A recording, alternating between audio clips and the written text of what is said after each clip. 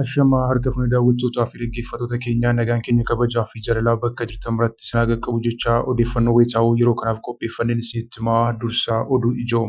Irree fi gaachanni saba Oromoo waraanni bilisummaa Oromoo lixaa fi kibba Oromiyaatti haleellaa cimaa raawwachuu loltoota bilxiginnaa du'aa fi madoon adabuu ifoomse.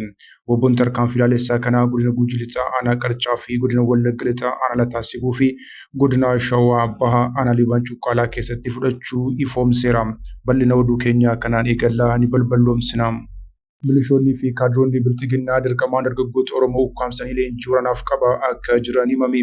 Haala kanaan godina Harargee Bahaa keessatti sababa kanaa lubbuun dargaggoo tokko yoo darbu gochi wal fakkaataan magaalaa Shaggar keessatti adeemsifamaa jiraachuun ifoome. Bal'ina isaa qabanneerra ni dhageessu.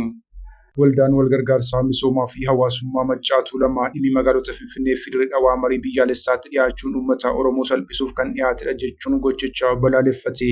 Gama biraan magaalaan Dirree Dhawaa haga yeroo dhiyootti qaama Oromiyaa ta'uun akka beekamtu madda falmiituu akka hin turre hayyuun seeraa Dooktar Tsaggaayee Araarsaa himan. Dhimma kanarratti gabaasa bal'aa qabanneerra ni balballoomsina.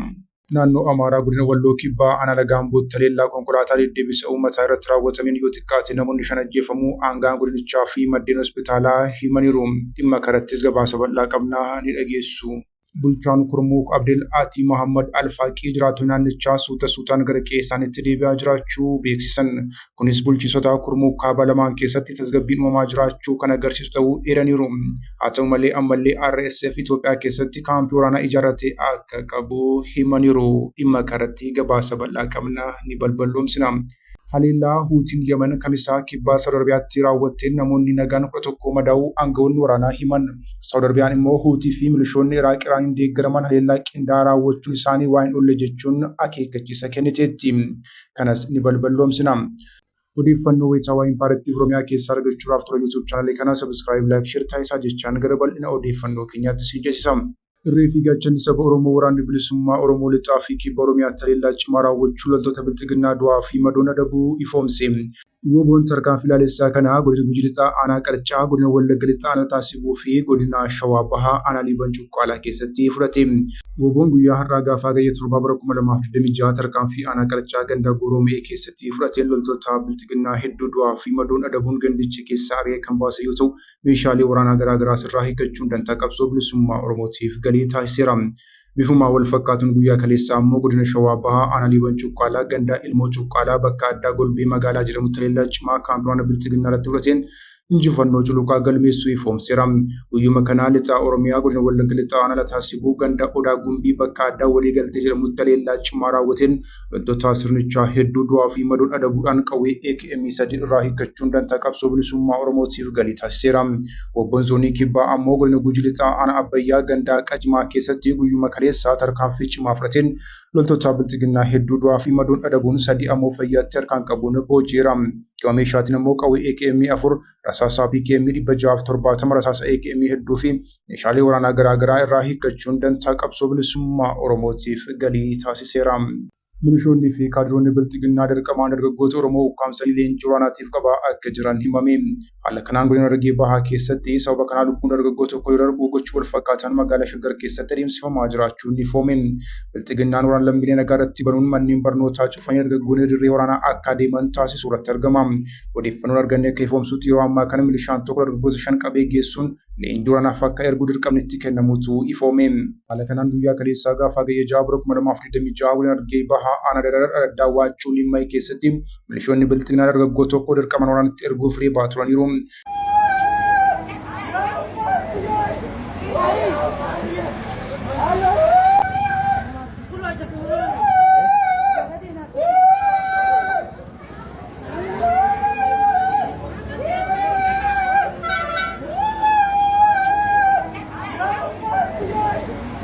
Dargaggoon kunis reebicha hamaa irra gaheerraa mana yaalaa dhaquun wal bayyanachuu dadhabee osoo wal dhanamaa jiruu lubbuun isaa darbeera. Bifuma wal fakkaatuun magaalaa Shaggar bakkeewwan akka Furii, Sabbataa, Keentarii, Alamganaa fi Walattee jedhaman keessaa dargaggoonni dirqamaan guuramaa jiraachuun ifoomeera. Akka gabaasni arganne ifoomsutti Walattee qofaa keessa dargaggoonni kumaan lakkaa'aman qabanii gidduu dargaggoo naannoo Harar Daabboo jirutti walitti qabamanii jiru jedhame. Waldaan Gargaarsa Misoomaa fi Hawaasummaa Maccaatu Lamaa dhimma magaalota Finfinnee fi Dirree Dhawaa irratti marii biyyoolessaatiif dhiyaachuun uummata Oromoo salphisuuf kan dhiyaate jechuun balaaleffate. Gama biraan magaalaan Dirree Dhawaa haga yeroo dhiyootti qaama Oromiyaa ta'uun akka beekamtu maddi falmituu akka hin turre ammoo hayyuun siyaasaa Dr. Tsaggaayee Araarsaa himan. Waldaan Gargaarsa Misoomaa fi Hawaasummaa Maccaatu Lamaa ibsa baaseen rooroon har'as Oromoo irraa dhaabbachuu akka dide himeera. Har'as biyya abbaa keenyaa saamuutti jirraa kan jire Waldaan Gargaarsa Misoomaa fi Hawaasummaa Maccaatu Lamaa Finfinnee fi Dirree Dhawaa qe'ee Oromooti jedhe. Minilik gaafa Oromoo qe'ee isaa Finfinnee irraa buqqisuu yakka guddaa uummata Oromoo irratti raawwachuus ibseera. Abbaa Gadaa Gwaaralataan fannisan abbaan isaanii, haati warraa isaanii fi ilmaan isaanii sadiis haala suukkanneessaan sirna Minilikiin akka ajjeefaman waldichi hime. Qajeelaa Dooyyoo fi Guraaraa Dooyyoo haadha warraa isaanii waliin bifa suukkanneessaan ajjeefamuu yaadachiise. Shubboo Ejersoo harkaa fi miila kutanii akka ajjeesan, Axalee jaatanii ammoo hidhaatti nyaataa dhorkatanii lubbuu akka dabarsan Waldaan Gargaarsa Misoomaa fi Hawaasummaa Maccaa fi Tuulamaa yaadachiise. Kana malees bara sana Oromoota lafa magaalaa Finfinnee kanarra jiraataa turan irratti yakkoonni suukkanneessoon sirna Minilikiin raawwatamuu yaadachiise. Bara Addawaayis Oromoonni hedduun Finfinneef jecha gatii guddaa akka kaffalan himeera.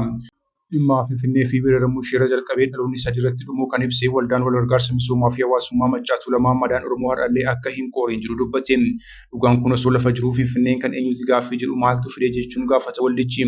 Oromatu lafa keerratti qe'ee keerachuuf mari'atamoo situ akkamitti bulchadhuu mirga akkamii Oromana keessa hojjetee jiraatuuf kabaju jettee mari'achuutu sirra ture jechuun waldichi jabeessee gaafata. Wanti amma deemaa jiru tuffiidhaan gad darbe qofaa miti kan jiru Waldaan Gargaarsa Misoomaa fi Hawaasummaa Maccaatu Lamaa dur hin jirretu dhufe jedhe. Uummanni Oromoo wareegama barbaachisu kaffalee hin jirre kana falmachuu qaba jechuun waldichi waamicha dhiyeessee jira. Gama biraatiin magaalaa Dirree Dhawaa hanga bara 1997tti qaama Oromiyaa ta'uun ishee takkaa waakkatamee akka hin beekne hayyuun seeraa fi siyaasa xiinxaluun beekaman Dr. Tsaggaayee Araarsaa himan. Dr. Tsaggaayee Araarsaa turtii addatti OMN waliin taasisanii magaalaan Dirree Dhawaa haga yeroo dhiyootti qaama Oromiyaa ta'uun akka beekamtu madda wal falmituu akka hin turre himaniiru. Bara 1997 Abbaayii Tsaayefaat magaalattiin galii adda addaa waan argamsiiftuuf labsiiwwan garaagaraa magaalattii Oromiyaa irraa moogessu baasuu akka jalqabanii fi sun dubbii fidaa deemuu yaadachiisaniiru. Yeroo sana wanti godhamee magaalattii Oromiyaa jalaa baasuuf shiraxaxameen godinni ishiinillee kan naannoo Somaalee magaalattiitti dhiyoo hin taane teessoo akka godhatu magaalattiin Oromoo fi Somaaleen akka hoogganamtu jechuun wanti hin malle godhamee jedhan. Magaalaan Dirree Dhawaa maqumtiyyuu isheetu bakka argama gurmaa'insii fi wanti marti ishee marti har'allee kan Oromoo akka ta'e kan agarsiisaa jedhan Dr. Tsaggaayee Araarsaa.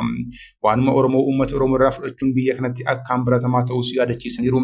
Itti dabaluudhaan magaalaan Hararii naannoo Oromiyaa jalatti buluu akka qabdu himaniiru.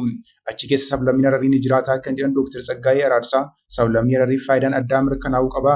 Kana sanaan alaa magaalaan Hararii sabnitti Oromoo irraa adda baatuuf hin jiru jechuun dubbatan. Shiraan naannoo Oromiyaa jalaa akka baatu taasifamullee jedhaniiru. Gandoonni baadiyyaa godina Harargee bahaa naannawaa magaalaa Hararii jiran 140 caalaan kan uummanni Oromoo guutuutti keessa jiraatu magaalaa Hararii jala galfamuu dubbataniiru. Lafuma Oromoo fi Oromiyaa achi daangessanii naannoo tolchanii Oromoo irraa moogessuuf yaalaa jirus jechuudhaan dubbatan. Naannoo Amaaraa godina Walloo Kibbaa Aanaa Gambootti haleellaa konkolaataa deddeebisa uummataa irratti raawwatameen yoo xiqqaate namoonni 5 ajjeefamuu aangaan godinichaa fi maddeen hospitaalaa wabeeffachuun BBC'n gabaase. Hoogganaan nageenyaa godinichaa Komishinar Zallaqaa Allabbaachoo imaltoota konkolaaticha keessa turan keessaa namoonni 3 haleellaa sanaan battalaan lubbuun darbuu himan. Hojjetaa hospitaalaa Aqaastaa nageenya isaatiif jecha maqaan isaa akka hin caqafamne gaafate maddi biraa namoota miidhaman gara hospitaalichaa dhufan 5 alatti namni tokko ammoo erga lubbuun darbee booda hospitaalicha dhufuu dubbate. Komishinarichi Finxaalee jechuun kan ibsan hidhattoonni faanuu naannichatti namoota nagaarratti miidhaa geessaa jiraachuu dubbatan. Aangaan kun sababa ajjechaa kanaa yoo ibsan jibba uummata irraa qabanii erga jedhaniin booda hawaasa naannichaa shororkeessuuf gocha raawwatanidha jechuun itti dabalanii dubbataniiru. Haleellaan kun roobii ganamaa sa'aatii tokko walakkaa hanga lamaa gidduutti raawwatamuu kan himan hoogganaan nageenyaa godinichaa konkolaataan minibaasii jedhamuun beekamu kun Gannatee irraa gara Aqaastaa imalaa turuu eeran. Minibaasiin kun imalarra osoo jiru haleellaan erga irratti raawwatamee booda namoonni 3 battalayyuu du'an namoonni 5 ammoo miidhaa irra gahuun hospitaala seenuu qondaalli nageenyaa kun ifoomsaniiru. Erga hospitaala gahanii namoonni 2 lubbuun kan darbe waan ta'eef lakkoofsi namoota sababa haleellaa kanaatiin du'anii gara 5tti ol guddateera. Imaltoonni du'anis ta'ee madaa'an haleellaa kan irra gahee rasaasaan ta'uu fi yeroo qaamolee nageenyaa mootummaa naannichaa gahanitti kanneen haleellaa kana raawwatan bakkichaa miliquu dubbataniiru. Erga haleellaa kanaatiin booda garuu daandicha sochiin illee itti fufee akka jirus jiran. Maddi hospitaala Aqaastaa kanneen miidhaman keessaa inni tokko ammayyuu hospitaalichatti yaala argachaa akka jiru ifoomse.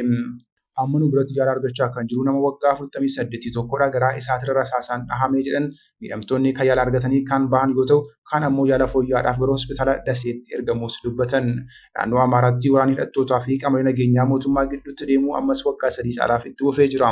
Dhaabbilee mirga namummaa sababa waraansa naannicha keessatti deemaa jiru kanaatiin ajjechaan murtii malee miidhaan lammiilee nagaa irratti gahu, hidhaan seeraa malee fi yakki gudeeddii, mancaatii fi saamichi qabeenyaa akka raawwatamaa jiru deebiidhaan ibsaa turaniiru. Kana malees rakkoo nageenyaa naannicha keessa jiru kanaan wal qabatee yeroo adda addaatti konkolaattootaa fi imaltoota irratti haleellaan yoo gahu ni dhagahama. Bulchaan Kurmuuk Abdel Ati Muhammad Alfaaqii jiraattonni naannichaa suutaan gara qe'ee isaaniitti deebi'aa jiraachuu beeksisan. Kunis bulchiinsota Kurmuuk kaabaa lamaan keessatti tasgabbiin uumamaa jiraachuu kan agarsiisu ta'uu ibsan. Haa ta'u malee ammas RSF Itoophiyaa keessatti kaampii waraanaa akka qabu himaniiru. Alfaaqiin gaaffii fi deebii addatti Sudaan Horaayizin waliin taasisaniin naannichi harka humna saffisaa keessaa kan ture yommuu ta'u, miidhaa ga'ee adda baasuuf madaallii waliigalaa taasifamaa jiraachuu beeksisaniiru. Dabalataanis tajaajilonni uummataa murteessoo ta'an irratti miidhaa guddaan akka qaqqabellee yaadachiisan. Magaalaa sana keessatti boombiiwwan hin dhohin, meeshaaleen balaafamaa fi hambaan waraanaa biroo wal'inaan kan faca'anii jiran yommuu ta'u, hojiin isaan kana qulqulleessuu raawwatamaa akka jiru himaniiru. Magaalattii keessatti xiyyaaronni fi boombiiwwan awwaalaman hawaasaaf sodaachisoo ta'uu kan ibsan bulchaan kun jiraattota keessaa irraa buqqaan guutummaan guutuutti deebisuun kan danda'amu hojii qulqulleessuu kun koreewwan teeknikaatiin mirkanaa'ee booda ta'uu ibsa isaanii keessatti jedhaniiru. Dhaabbilee tajaajila fayyaa fi bu'uuraalee misoomaa bishaanii dabalatee miidhaa guddaan ga'uu kan eeran bulchaan kun xumura irratti RSF ammallee Itoophiyaa keessaa kaampii waraanaa jabaa qaba jechuudhaan dubbachuu isaanii gaazexaan kun gabaaseera. Haleellaa Huutii Yaman kamisa kaleessaa kibba Saawud Arabiyaatti raawwatteen namoonni nagaan 11 madaa'uu aangawoonni waraanaa himan. Saawud Arabiyaan immoo Huutii fi milishoonni Iraaq Iraaniin deeggaraman haleellaa qindaa'an raawwachuun isaanii waa hin oolle jechuudhaan akeekkachiisa kenniteetti. Dubbii himaan gamtaa waraanaa Saawudiin hoogganamu Meejir Jeneraal Tarkii Al-Malikii Jimaata haleellaan kibba Saawudii kutaa bulchiinsaa kibba Niijiraan lammiilee Saawudii 7, Yemenii 1, Masrii 2 fi Paakistaan 2 madeessuu himan. Miidhamtoota keessa daa'imni ganna 10 gubattee keessatti argamti. Malikiin Huutiiwwan Yemen lammiilee nagaa adda osoo hin baafatin haleeluudhaan sarbama seera namummaa addunyaa raawwachuu hin himatan. Gamtaa waraanaa Saawudiin durfamuu lammiilee nagaa eeguuf tarkaanfii barbaachisu akka fudhatus ibsan. Waa'ee gamtaa waraanaa haaraa hundaa'e kanaa Huutiiwwanii fi Iraan yaada hin kennine. Waraanni ji'oota 6 Yuunaayitid Isteetii fi Israa'el irratti buran nageenya Saawud Arabiyaa wajjin wal xaxaa dhufeera. Walitti bu'iinsi waggoota 10 caalee kan Huutii fi Saawud Arabiyaa waraana ammaa kanas babal'isaa jira. Huutiiwwan galaana diimaa Saawuditti cufuun gurgurtaa boba'aa ishee danqan giddu galeessa bahattis waraana biraa dabaluuf karaa banaa jiru. Aangawoonni olaanoon Saawudii kan eenyummaan isaanii hin eeramne ragaaleen tikaa Saawudii, Yuunaayitid Isteetii fi biyyoota bahaa giddu galeessaa Huutiiwwanii fi milishoonni Iraaq hordofii eegdota warraaqsa Iraan jala jiran yeroo dhiyootti haleellaa qindaa'aa misoomawwan Saawud Arabiyaa akka boba'aa, buufataalee galaanaa fi buufata xiyyaaraa irratti haleellaa qindaa'aa raawwachuu akka barbaadan agarsiisa jedhu. Riyaadtuu sana nageenya jabaa michoota ishee jajjaboo faana gochuufeeti. Balaan Iraanii fi michoota ishee naannichatti babal'achuu akka danda'u akeekkachiifti. Tarkii, Saawud Arabiyaa fi Paakistaan biyyoota jimaata waliigaltee waraana Saawudii keessatti mallatteessan akka ta'an Reuters gabaaseera. Waliigaltichi maal akka ta'e garuu hin baramne. Saawudiin kana duras Paakistaan wajjin waliigaltee waraanaa mallatteessee turtuun ni yaadatama. Ministeerri muummee Paakistaan Shaabiz Shariif Saawudii galaniiru. Pireezidaantiin Tarkii Xaayib Erdohaanis jimaata har'aa achi gahu jedhamee eegamaa jira. Kabajamtoota hordoftoota keenya odeeffannoo sa'aatii kanaaf qabannee dhiyaanne kana gaammaatti hordoftan ture oduu biraan hanga walitti deebinutti nagaa ta'a. Aga dhagahaa.